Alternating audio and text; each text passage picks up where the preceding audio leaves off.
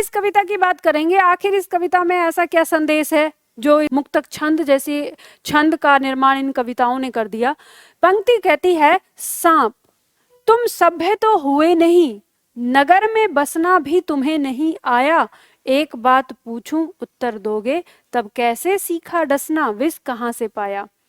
कवि कह रहा है, सांप से पूछ रहा है, अरे सांप तुम सभ्य तो हुए नहीं। अब इस पंक्ति में उसने क्या कह दिया, सभ्य अपने आप को कौन कहता है, मनुष्य। मनुष्य कहता है कि मैं तो सभ्य हूं। और दूसरी पंक्ति में कहा है, नगर में बसना भी तुम्हें नहीं आया। अपने आप को जंगल से निकालकर नगर में कौन लेके आया, मनुष्य लेके आया। तो इशारा किसकी तरफ है, मनुष्य की तरफ। तो दोनों पंक्तियों से उसने इशारा किसकी तरफ किया है, मनुष्य की तरफ, कि अरे सांप तुम सभ्य तो हुए नहीं और नगर में बसना भी तुम्हें नहीं आया, तब एक बात पूछूं उत्तर दोगे। तुमसे एक बात पूछना चाहता हूं, उत्तर दोगे। तब कैसे सीखा डसना, विष कहां से पाया। फिर तुमने ये डसना कैसे सीख लिया और ये जहर कहां से ले लिया। तो यानी कहने का मतलब क्या है, जो गुण किसका था, सांप का, उस गुण को किसका दिखाया गया है, मनुष्य का, आदमी का। तो ये एक तरीके से आधुनिक मानव के चाल चलन पर, आधुनिक मानव के व्यवहार पर एक तरह से बहुत बड़ा कटाक्ष है। और यह चीज दिखाता है कि जो काम, जो चीज जानवर की है, तो मनुष्य होकर, सभ्य होकर, अपने आप को नगरवासी कहकर आप उस काम को क्यों कर रहे हैं। तो आपने देखा होगा कि आधुनिक समय में तो भाई भाई को काट रहा है, जो पड़ोसी पड़ोसी को काट रहा है। जो हम इंसान जिस चीज के लिए जाने जाते हैं कि मानवता होती है, वो हमारे अंदर ही नहीं रही।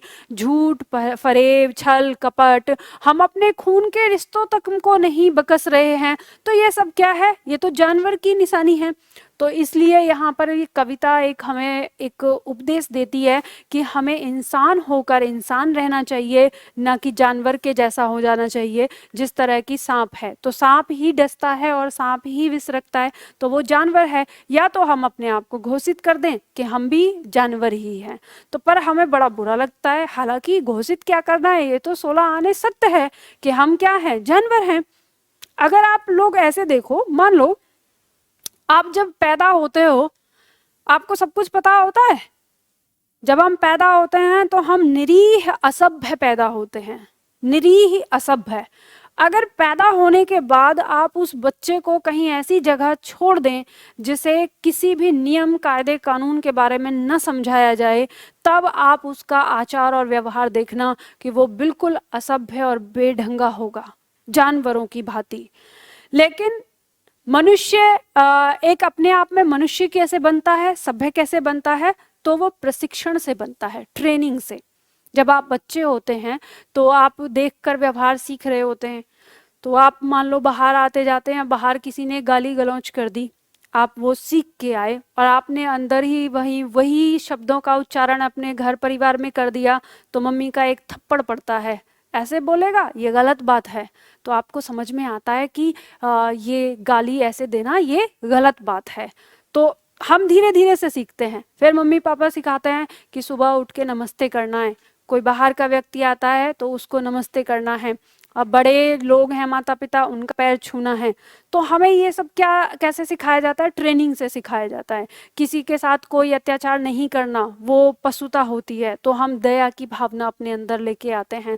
तो कहने का मतलब ये है कि मनुष्य ने अपने आप को जंगल से निकाल के सभ्य बनाया था, लेकिन आज भी, आज के टाइम में वो क्या हो गया, असभ्य हो गया है। तो ऐसे ही हमारे कवियों ने हमें सिखाया है। अब साहित्य आपका इसीलिए बहुत अच्छा है कि जब आप साहित्य पढ़ते हैं तो कवि हमें बहुत सारी चीज़ों की तरफ हमारा ध्यान भी आकर्षित करते हैं या हमें बताते भी हैं। तो पढ़ा करो।